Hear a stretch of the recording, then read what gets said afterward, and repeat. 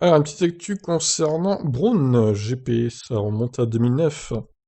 À l'époque, apparemment, les ingénieurs pensaient s'être trompés.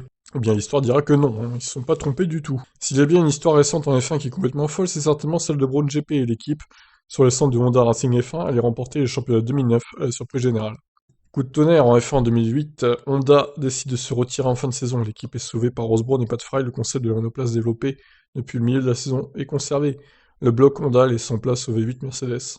La BGP 001 est née, une idée des ingénieurs de chez Honda qui ont vu une faille exploitable dans le règlement, alors que la discipline souhaitait introduire en 2009 un nouveau concept censé réduire les performances des monoplaces. Aujourd'hui, dans le podcast Beyond the Grid du site officiel de la F1, l'équipe en charge de ce projet raconte cette aventure. Nous savions que ce serait une bonne voiture parce que nous y avons mis beaucoup d'efforts et que nous avons commencé très tôt à travailler dessus, se souvient Andrew Chauvelin, l'actuel directeur de Mercedes, qui a passé la saison 2009 en tant qu'ingénieur de course du futur champion Jenson Button. L'année précédente, à Hockenheim, à peu près à la mi-saison, nous avons dit bon, nous allons oublier 2008 et nous concentrer sur les nouvelles règles 2009.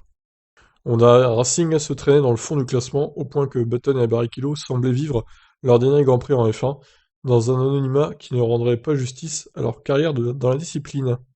Mais vraiment, le seul moment où nous avons commencé à penser que c'était une monoplace très rapide, c'est quand nous n'avons pas fait de test et que tout le monde était aux essais à Portimao. Il y avait une Toro Rosso basée sur 2008 là-bas et c'était la chose la plus rapide que nous avions vue. Ils avaient pratiquement récupéré tout le déficit et nous estimions que nous serions aussi rapides avec notre voiture.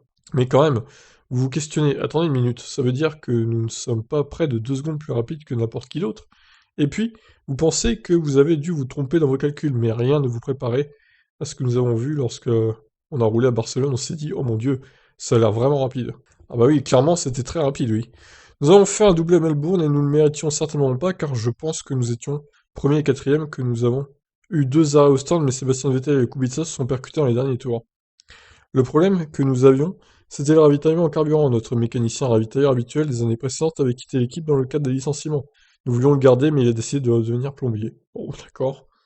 Nous avons donc abordé Melbourne, et nous avons réalisé que nous devions faire quelques changements. Alors je l'ai appelé, il est venu en tant qu'intérimaire ce week-end. Il prenait l'avion le samedi soir pour nous aider au ravitaillement juste pour le jour de la course. Puis, juste après, il rentrait chez lui pour faire son travail de plombier pendant 15 jours. Puis il revenait. C'était un bon rapport qualité-prix parce que ça nous a fait gagner environ 8 secondes sur les arrêts au stand. James Walls, stratège en chef de l'équipe en 2008, qui s'occupe, qui occupe désormais le même poste chez Mercedes. Au final, ils ont gardé à peu près les mêmes mecs, hein. On se rend compte qu'en 10 ans, rien n'a vraiment changé.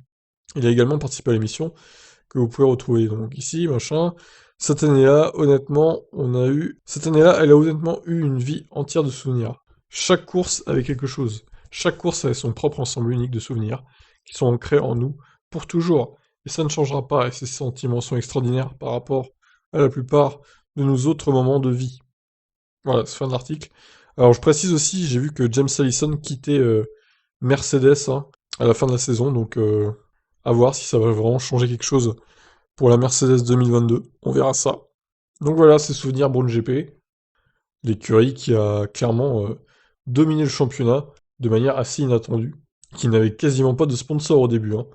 Il y a Virgin qui a sponsorisé l'équipe au bout d'un moment, mais au début c'était ouais, c'était ça quoi, une voiture jaune et blanche, jaune fluo et blanche avec un peu de noir sur le nez, mais il n'y avait aucun sponsor, c'était incroyable. Et ils ont dominé la saison. C'était un sacré souvenir 2009, hein. Franchement, une année pas comme les autres. Je vous laisse réagir. Qu'est-ce que ça vous évoque comme souvenir 2009 du coup? Ciao, ciao.